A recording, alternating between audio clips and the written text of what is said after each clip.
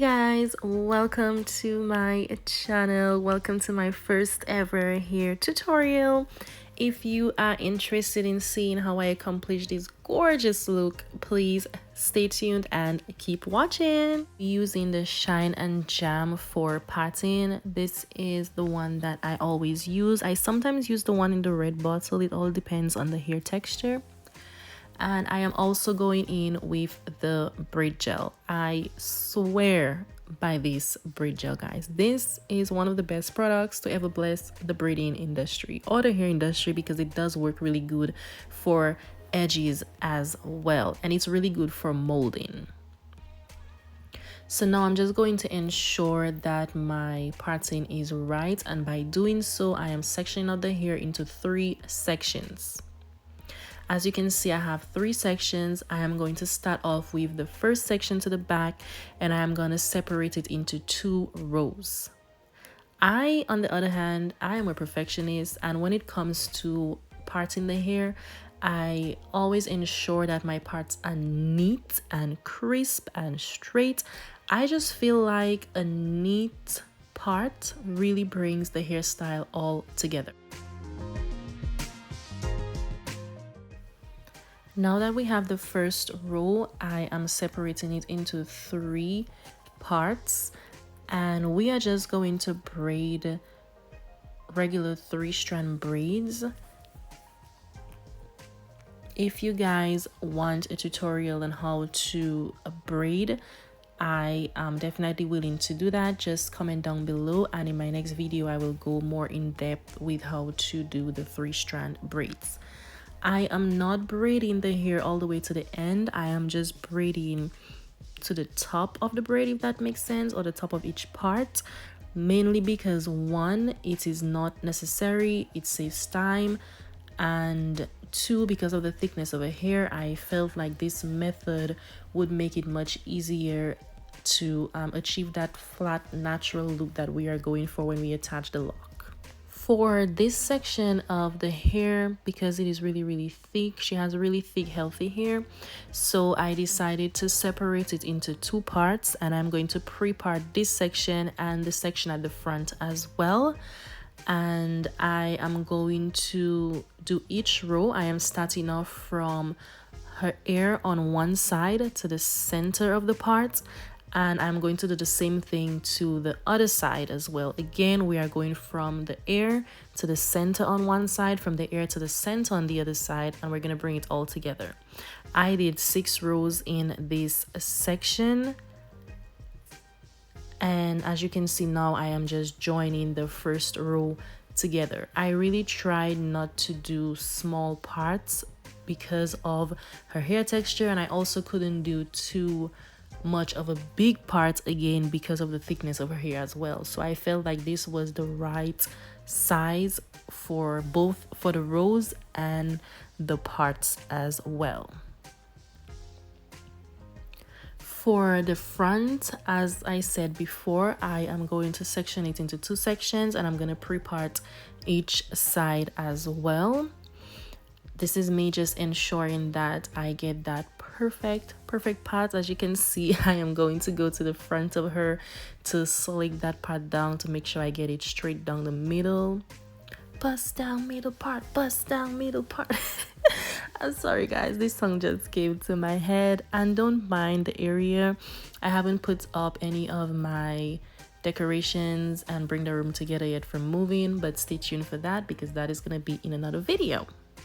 So we are gonna be using the pre-made lock, and we got it off Amazon. It came in this pack.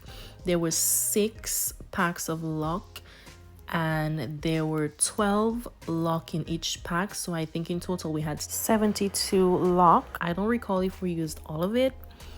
And I am going to be using the Afro Spring Twist hair to wrap for my wrapping hair today. I prefer to use this one instead of the free stress wrapping hair, mainly because it gives a more natural look.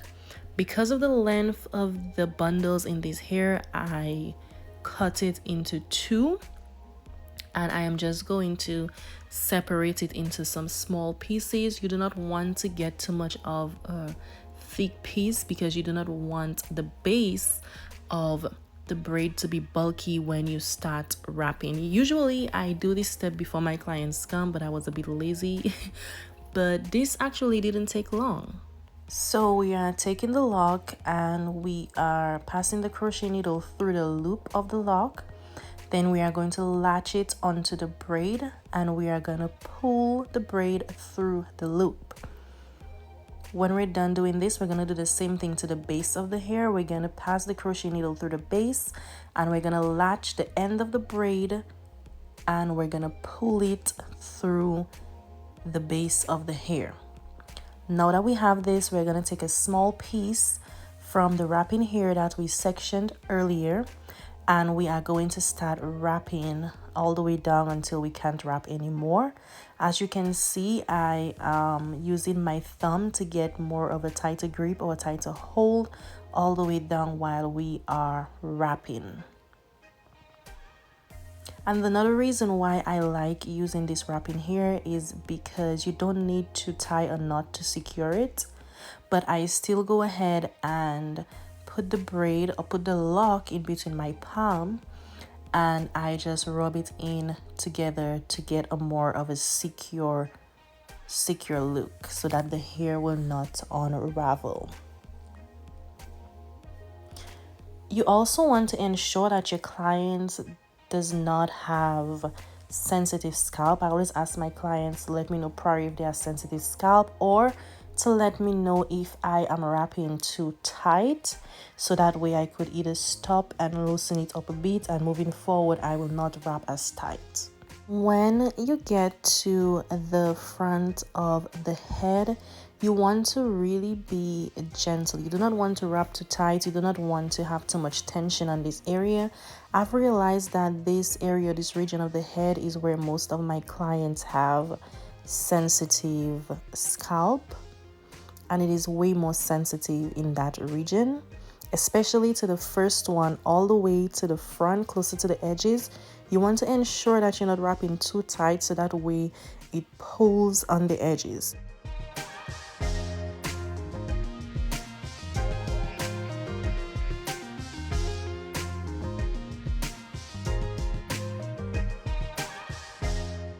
Now I'm just going to slick down her edges, slick down the front of her hair. I always ask my clients to, just tell me what kind of edge look that they're looking for, which one that they're comfortable with. I realized that, based on different clients that I have, everybody's personality is different. Everyone prefers to have the edges laid a certain way, so that's why I asked. She did not request anything in particular, so I went ahead and did them like this, and I felt like doing them like that really brought the look together. And I am also using the braid gel to slick down the edges as well. I cannot emphasize how well this braid gel works, and it's really good for edges as well. It does not leave any build-up or flyaways. I'm not sure if it's because of the method that I use.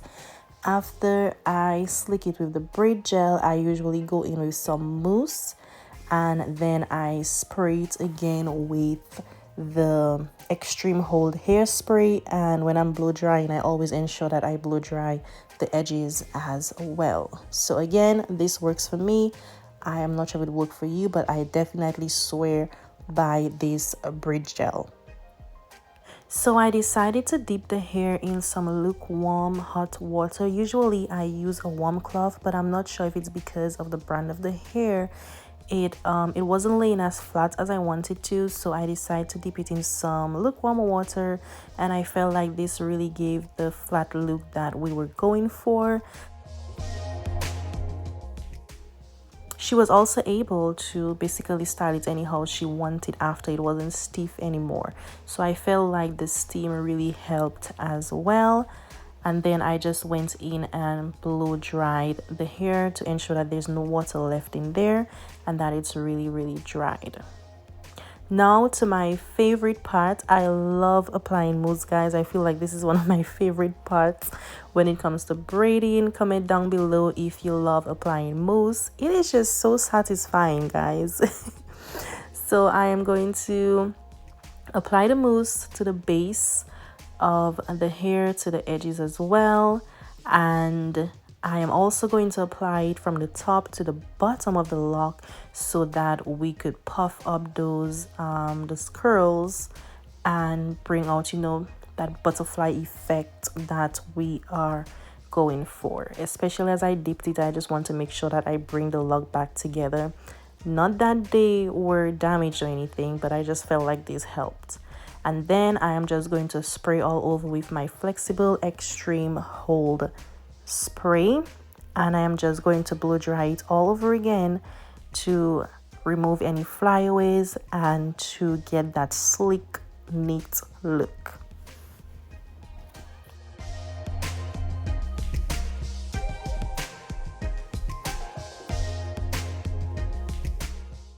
To complete the look, I am just going in with the olive oil spray to just give it that shine and that flawless look, beautiful look that we want. And then I'm just gonna pass my fingers through it, and this is the finished look, guys. She is gorgeous. The hair is popping. If you guys enjoyed this video, please don't forget to like, share, comment, and subscribe. One love.